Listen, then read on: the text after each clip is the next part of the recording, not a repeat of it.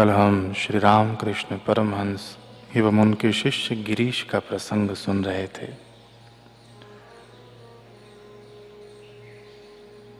ठाकुर ने गिरीश को दीक्षा दी और कोई भी वस्तु खाने पीने से पहले उन्हें भोग लगाने की आज्ञा दी। एक दिन गिरीश को फिर से शराब की तलब उठी,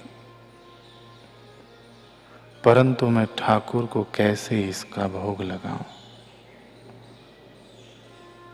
इधर शिष्यत्व घोर संघर्ष कर रहा था, मन को लगातार डांट रहा था।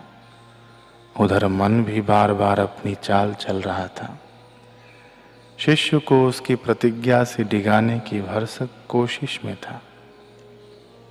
गिरीश कभी शराब की बोतल उठाता, कभी वापस रख देता। इसी उधेड़-बुन में रात्रि व्यतीत हो गई। अगली प्रातः गिरीश दौड़ा दौड़ा ठाकुर के कक्ष में पहुंच गया। तन मन से थका हुआ, बुद्धि से बिल्कुल भ्रमित, इसलिए बड़ा अजीब प्रस्ताव रख बैठा। बालकों की नाई ठिनकता हुआ बोला, ठाकुर, मुझसे अपनी दीक्षा वापस ले लीजिए।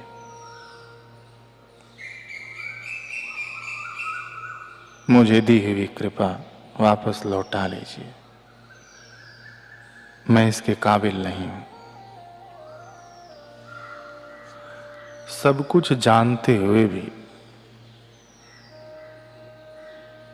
ठाकुर ने भोलेपन से पूछा, क्यों रे गिरीश, क्या हुआ? गिरीश ने बिना कुछ छिपाए अपना हृदय खोल कर रख दिया। वह बोला, गुरुदेव, आपसे दीक्षा पाने के पश्चात आपने कहा था कि आप और मैं एक हो गए हैं। ऊपर से आपका वह वचन, अब मैं जो भी ग्रहण करूंगा वह आपको भी अर्पित करना होगा। ये सब मेरी जान की सासत बन गए हैं। मेरी इंद्रियां भोग के लिए विद्रोह कर रही हैं ठाकुर। इधर मैं आपको भोग लगाने के चक्कर में लज्जा से भर जाता हूं। इस कारण शराब को मुख तक नहीं ले जा पा रहा हूं। इतना घोर अंतर्द्वंद्व सहना मेरे बस की बात नहीं। मैं आपकी आज्ञा नहीं टालना चाहता हूं, इसलिए आप अपनी दीक्षा और आज्ञा वापस ले लीजिए। गिरीश की बात पर ठाकुर ठहाका मारकर हंसे और बोले, गिरीश, क्या तुझे मानव जन्म मिल चुका है? ठाकुर, ये कैसा प्रश्न था? गिरीश भौंचक्का रह गया। उसे अपनी बात और ठाकुर के इस प्रश्न में कोई सामंजस्य ही नहीं दिखा। गिरीश कह रहा है कि आप अपनी दीक्षा और कृपा आज्ञा वापस लीजिए। ठाकुर कहते हैं कि क्या तुझे मानव जन्म मिल चुका है?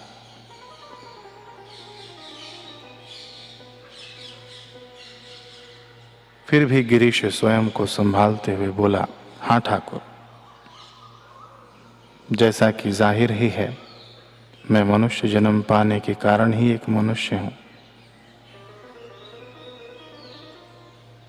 ठाकुर ने कहा, एक बार मनुष्य जन्म पाने के बाद क्या अब तू यह कह सकता है कि मेरा यह मानव जन्म वापस ले लो? अगर तू ऐसा कहता या आत्महत्या की सोचता भी है तो घोर अपराधी और महामूर्ख कहलाएगा।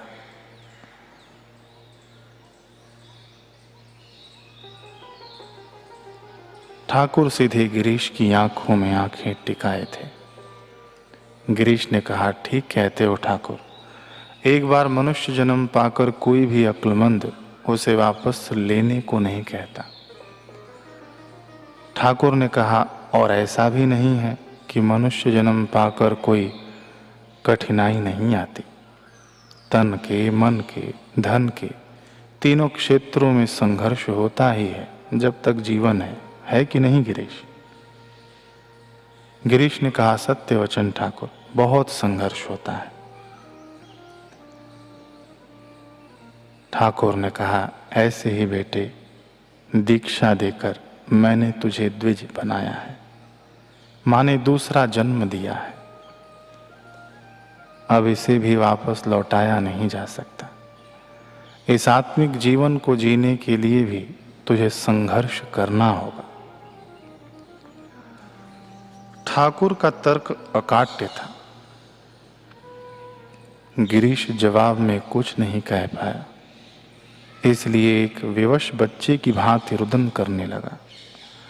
ठाकुर के नेत्रों में प्रेम का जल तैर गया। बोले, मेरे प्यारे गिरीश, इधर आ और मेरे पास बैठ। गिरीश ठाकुर के पास जाकर बैठा। ठाकुर ने उसका सिर सहलाया और कहा, अब अपनी आंखें बंद कर। ठाकुर ने अंगूठा लगा दिया। गिरीश ने आदेशानुसार अपनी आंखें बंद की।